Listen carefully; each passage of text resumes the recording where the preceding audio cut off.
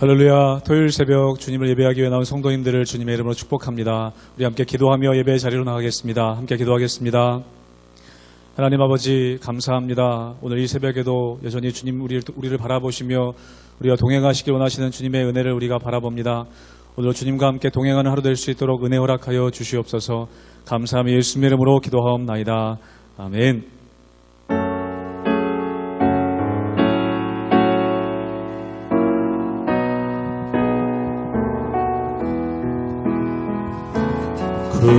주와 함께 나 죽었으니 그 주와 함께 나 살았도다. 영광의 그날에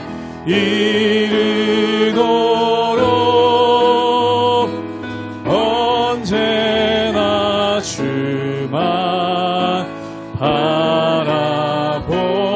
2절로 고백합니다. 맘속에 시험을 받을 때 맘속에 시험을 받을 때와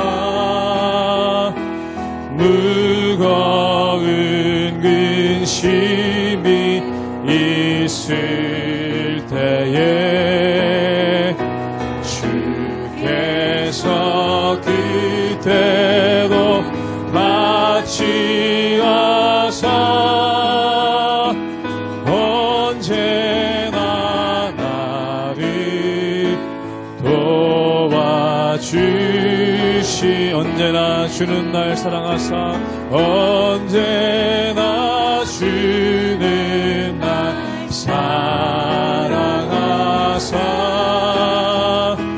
언제나 새 생명 주시나니. 영광의 그날에 이르도록 언제나 주만 바라봅니. 뼈 아픈 눈물을 흘릴 때와 뼈 아픈 눈물을 흘릴 때와 쓰라린 마음으로 안식할 때 주께서 그때도 같이 하사 언제나 나를 생각하시.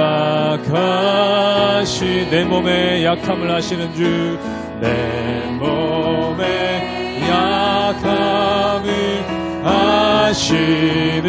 못 고칠 질병이 아주 없네. 못 고칠 질병이 아주 없네. 괴로운 날이나 기쁜 때나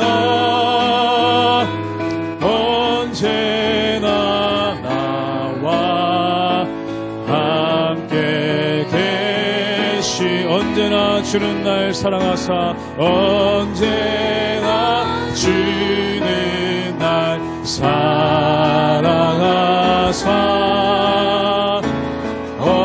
언제나 새 생명 주시나니.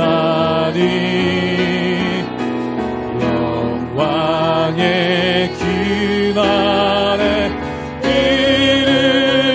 이르도록 언제나 주만 바라보.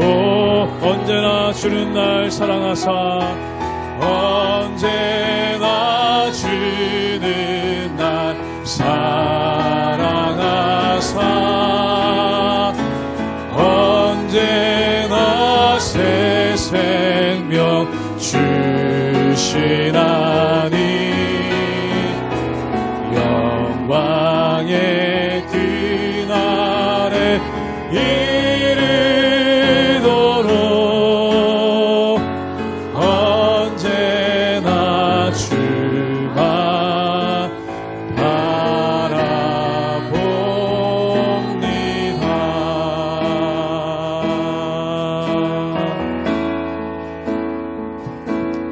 하나님은 너를 지키시는 자, 너의 우편에 그늘 되시니 낮의 해와 밤의 달도 너를 해치 못하. 하나님은 너를 지키시는 자, 하나님은 너를 지키시는 자, 너의 환난을 면케하시니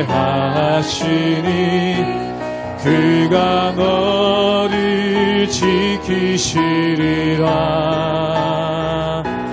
너의 출입을 지키시리라. 눈을 들어 산을 보라. 눈을 들어 산을 보아라. 너의 도움 어디서 오나. 천지 지으신 너를 만드신 여호와께로. 눈을 들어 산을 보아라. 눈을 들어 산을 보아라. 너의 도움 어디서 오나. 천지 지으신 너를 만드신 여호와께로다. 눈을 들어 눈을 들어 산을 보아라. 너의 도움 어디서 오나. 천지 지으신 너를 만드신 여호와께로. 천지를 지으신, 천지 지으신 너를 만드신, 너를 만드신 여호와께로다.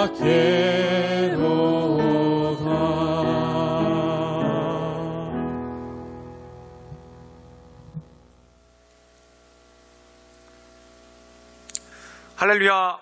하나님의 은혜와 평강이 우리 성도님들 삶 가운데 날마다 가득하시기를 주님의 이름으로 축원합니다. 우리가 오늘부터는 함께 다니엘서를 묵상하게 됩니다. 이 다니엘서는 힘든 시기, 어려운 시기를 살아갔던 믿음의 사람의 용기와 또한 믿음의 사람이 어떻게 그 믿음을 지켜나가는지를 잘 보여주는 것이 바로 다니엘서라고 할 수 있습니다. 우리가 그동안 보았던 성경들은, 특별히 구약 성경에 보면은 다 이스라엘 지역에서 일어났던 일들입니다. 즉 자신의 나라에서, 또한 예루살렘 성전을 배경으로 하고 하나님을 믿는 백성들 사이에서 일어났던 어려움들에 대해서 말씀하고 있는데, 이 다니엘서는 포로로 끌려갔습니다.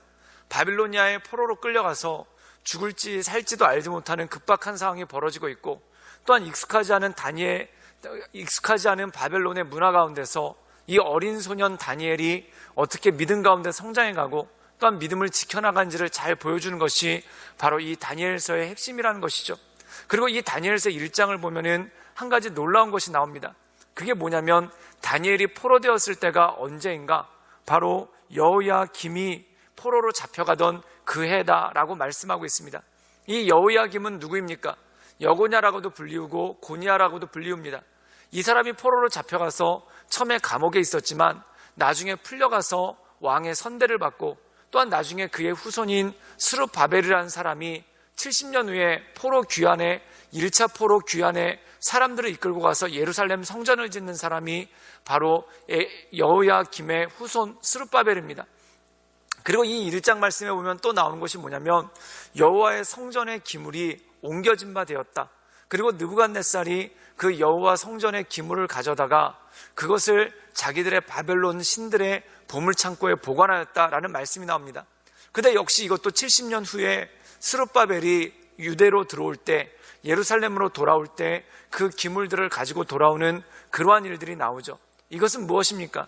세상을 지배하는 것이 바벨론의 왕 같고, 또한 세상을 지배하는 것이 느부갓네살 왕 같지만 사실은 그렇지 않고 그 이면에 계신 하나님의 역사가 있고, 또한 그 모든 것들을 통치하시고 주관하시는 하나님의 역사가 그 안에 있다는 것입니다. 사랑하는 여러분, 세상의 사람들은 표면의 것만 봅니다. 이 세상을 지배하는 나라들만 보고, 또한 이 세상의 왕들만을 바라보죠. 또한 이 세상의 권력자들만 바라보죠. 근데 이 세상의 나라 역시 영원한 것이 없고, 또한 이 세상의 권력을 휘두르는 사람들 역시 언제까지나 그 권력이 무너지지 않을 것 같지만 세상에 영원한 것은 아무것도 없다라는 것입니다. 그렇다면 영원한 것은 무엇입니까? 바로 하나님의 말씀이라는 것이죠. 즉 지혜로운 사람들은 이 세상에 불타오르다가 사라져가는 마치 불꽃과 같은 세상의 권력과 세상의 나라가 아니라 영원한 하나님의 나라, 또한 영원한 하나님의 축복을 바라보며 나가는 사람들이 바로 하나님의 사람들이라는 것입니다. 그러므로 이 하나님을 바라보며 하나님의 은혜 가운데 늘 온전함으로 서나가시는 우리 모든 성도님들 되시기를 주님의 이름으로 축원합니다. 다니엘 1장 1절에서 9절까지의 말씀입니다. 유다왕 여호야김이 다스린 지 3년이 되는 해에 바벨론 왕 느부갓네살이 예루살렘에 이르러 성을 에워쌌더니 주께서 유다왕 여호야김과 하나님의 전 그릇 얼마를 그의 손에 넘기시매 그가 그것을 가지고 신할 땅 자기 신들의 신전에 가져다가 그 신들의 보물창고에 두었더라. 왕이 환관장 아스고나스에게 말하여 이스라엘 자손 중에서 왕족과 귀족 몇 사람 곧 흠이 없고 용모가 아름다우며 모든 지혜를 통찰하며 지식에 통달하며 학문에 익숙하여 왕궁에 설만한 소녀를 데려오게 하였고 그들에게 갈대아 사람의 학문과 언어를 가르치게 하였고 또 왕이 지정하여 그들에게 왕의 음식과 그가 마시는 포도주에서 날마다 쓸 것을 주어 3년을 기르게 하였으니 그 후에 그들은 왕 앞에 서게 될 것이더라. 그들 가운데는 유다 자손 곧 다니엘과 하나냐와 미사엘과 아사라가 있었더니 환관장이 그들의 이름을 거쳐 다니엘은 벨드사살이라 하고 하나냐는 사브락이라 하고 미사엘은 메삭이라 하고 아사라는 아벤느고라 하였더라. 다니엘은 뜻을 정하여 왕의 음식과 그가 마시는 포도주로 자기를 더럽히지 아니하리라 하고 자기를 더럽히지 아니하도록 환관장에게 구하니 하나님이 다니엘로 하여금 환관장에게 은혜와 긍휼을 얻게 하신지라.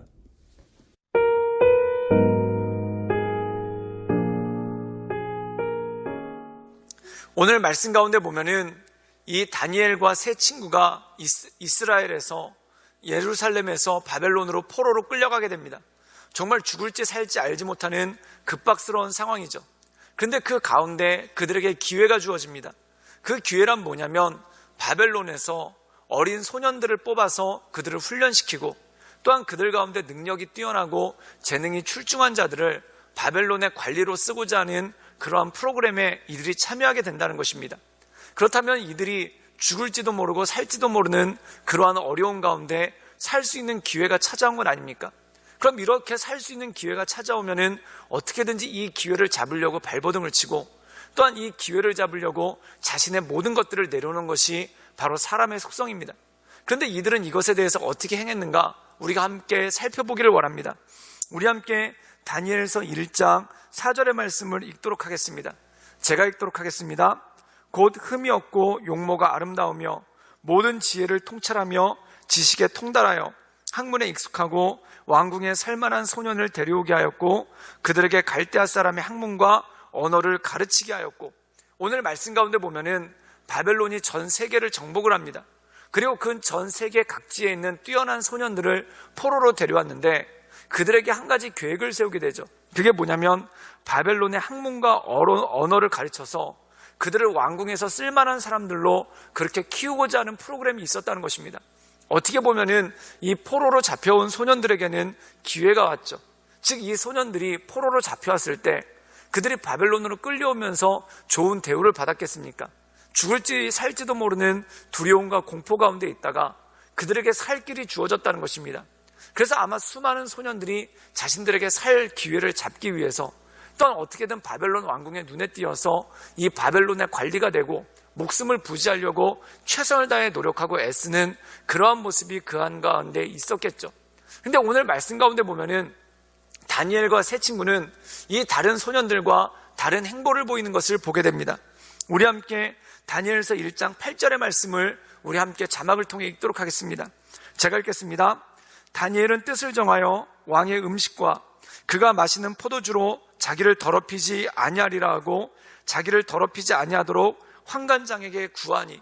오늘 말씀 가운데 보면은 이 소년들에게, 포로로 잡혀온 소년들에게 이 학문과 바벨로니아의 학문과 그리고 언어를 가르칩니다. 또한 그뿐만 아니라 그들이 믿고 있는 신들, 즉 벨이라는 신을 믿고 있었는데 그 벨이라는 신에 맞춰서 이 모든 소년들의 이름을 바꾸죠. 그래서 이름이 어떻게 바뀌었냐면은 다니엘의 이름이 벨드사살이라고 바뀌는 그러한 일들이 나옵니다. 그럼 다니엘의 원래 뜻은 무엇입니까? 우리가 잘 알고 있듯이 다니엘이라는 이름의 뜻은 하나님은 나의 법관이시다, 즉 하나님이 나의 통치자시고 하나님이 나의 판단자이시다라는 그러한 이름의 뜻이 바로 다니엘이라는 것입니다. 그런데 그 이름이 벨드사살로 바뀌었는데 벨드사살의 뜻이 뭐냐면 벨, 즉 다시 말해서 바벨론의 신입니다. 바벨론의 신이 나의 생명을 보호하리라 라는 그러한 이름으로 바뀌었다는 것이죠. 즉 다시 말해서 하나님을 의지하고 살던 백성이 이제 벨을 의지해야지만 살 수 있다라는 그러한 상징성이 부여된 거 아닙니까? 그런데 놀랍게도 다니엘은 그것을 거부합니다. 즉 다시 말해서 바벨론의 신을 의지하여서 목숨을 부지하려고 하는 것보다 그가 끝까지 하나님의 말씀을 붙잡고 뜻을 정해서 하나님께 나가기로 결단하는 그러한 일들이 있었죠. 그리고 이 당시에 고기들은 모두 벨에게 바쳐졌던 제물이었습니다. 그리고 그 벨에게 잡혀졌던 제물인 고기들을 소년들에게 나누어줘서 먹게 했는데 이 다니엘은 뜻을 정해서 벨에게 바쳐졌던 그 고기를 가지고 내가 먹지 않겠다, 즉 야채만 가지고 채소만 먹고 그것을 가지고 온전하게 살아가겠다라는 그러한 결단을 하게 되는 것을 보게 됩니다. 이것은 무엇입니까? 그의 이름이 벨드사살, 벨이 우리의 생명을 구한다라는 그러한 이름 뜻이지만 벨에게 의지하여서, 즉 바벨론의 권력에 의지하여서 자신의 목숨을 부지하려는 것이 아니라 다니엘, 하나님은 나의 법관이시다, 즉 하나님께서 나의 모든 것들을 판단하시고 하나님께서 나의 모든 것들을 붙잡아 주신다라는 믿음 가운데 하나님만을 붙잡기로 결단한 것이 바로 다니엘의 믿음이라는 것이죠. 사랑하는 여러분, 때때로 살다 보면은 하나님보다 더 큰 것들이 우리 삶 가운데 많은 것 같이 보일 때가 있습니다. 정말 말 그대로 사람은 가깝고 하나님은 멀어 보일 때가 있죠. 하나님 보시기에 온전한 삶을 사는 것보다 사람에게 잘 보여야지만, 또한 사람에게 인정받아야지만 내가 온전함으로 살 수 있을 것 같은 그러한 착각 가운데 빠질 때가 있다는 겁니다. 그런데 여러분, 이것을 기억하십시오. 하나님이 우리의 법관 되십니다. 벨이 우리를 살리는 것이 아니라, 이방신이 우리를 살리는 것이 아니라 하나님이 우리의 판단자 되시고 하나님께서 우리를 감찰하신다는 것이죠. 그러므로 이 하나님을 두려워하고 하나님을 경외하는 마음으로, 그리고 하나님만 믿는 마음으로 날마다 우리의 마음을 하나님께 올려드리며 하나님의 은혜 가운데 서나가시는 우리 모든 성도님들 되시기를 주님의 이름으로 축원합니다. 우리 함께 기도하겠습니다. 늘 언제나 살아서 역사하신 주님, 우리가 주님을 높이며 하나님의 은혜 가운데 나가기를 원합니다. 하나님, 사람들이 위기 가운데 자신의 목숨을 살리고자, 그 위기를 이겨나고자 바벨론의 신 앞에 무릎을 꿇었지만 오직 다니엘은 뜻을 정하여 오직 하나님만을 바라보며 나가는 것을 보게 됩니다.